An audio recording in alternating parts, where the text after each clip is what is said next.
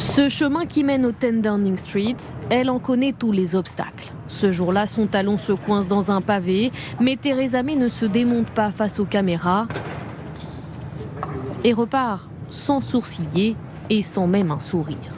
Le style Theresa May, c'est d'abord le sérieux d'une ministre de l'Intérieur en poste depuis 6 ans. On l'a dit parfois cassante ou encore distante, en tout cas d'une habileté politique indéniable. Hillary Clinton évite les poursuites dans l'affaire des emails classés secret défense et Barack Obama participe activement à sa campagne. Le Brexit veut dire quelque chose. La campagne a été rude, le vote a eu lieu, la participation a été forte et le peuple a tranché. Il ne peut y avoir aucune tentative de rester dans l'UE ou de re-rentrer par la porte de derrière, ni même d'un second référendum.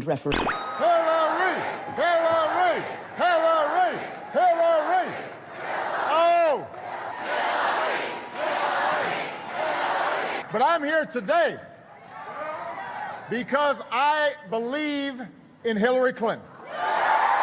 And I want you to help elect her to be the next president of the United States of America. That's why I'm here. Sur les attentats déjoués en France depuis 1 an, une dizaine d'attaques déjouées sur notre sol, révélées hier devant cette commission d'enquête parlementaire sur les attentats de Paris. Alors seules 3 d'entre elles avaient jusqu'à présent été rendues publiques. On apprend par exemple que 4 jeunes filles, dont 3 mineurs, ont été interpellées à Roubaix, Lyon et en Seine-et-Marne. Elles projetaient d'attaquer une salle de concert, 2 cafés et un centre commercial à Paris. Dans ce contexte, ce sondage IFOP fiducial pour Paris Match et Sud Radio qui donne un petit peu d'air, un petit peu, à François Hollande. Pour la première fois en 6 mois, le président remonte plus de 2 points. 18% des sondés approuvent son action. Ça reste peu. En revanche, Manuel Valls, lui, continue de descendre. Le Premier ministre perd 1 point. Il est à 27%.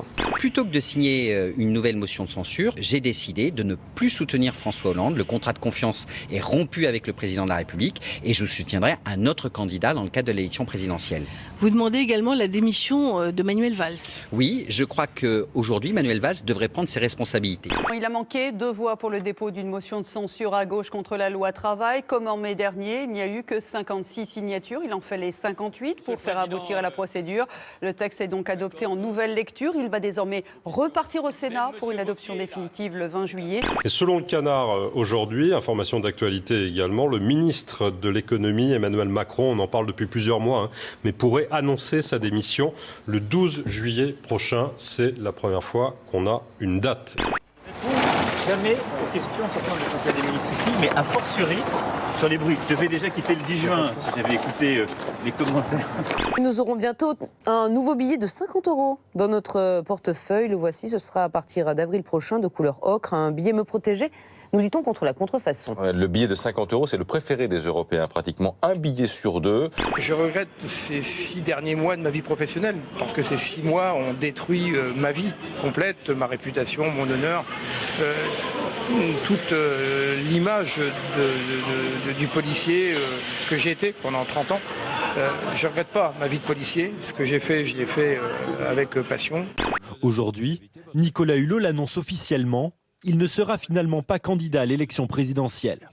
Via un communiqué, il explique qu'il n'est pas assez armé ni assez aguerri pour mener une campagne. Ses amis, eux, sont dépités. Nous ne pouvons être que déçus de la décision de Nicolas Hulot, mais elle lui appartient. Nous respectons sa décision, même si nous la regrettons. Des images une nouvelle fois dramatiques et malheureusement spectaculaires. Journée de sauvetage hier en Méditerranée. Au total, 4500 migrants ont été récupérés par les gardes-côtes italiens dans 30 opérations différentes. Ça s'est passé dans le canal de Sicile.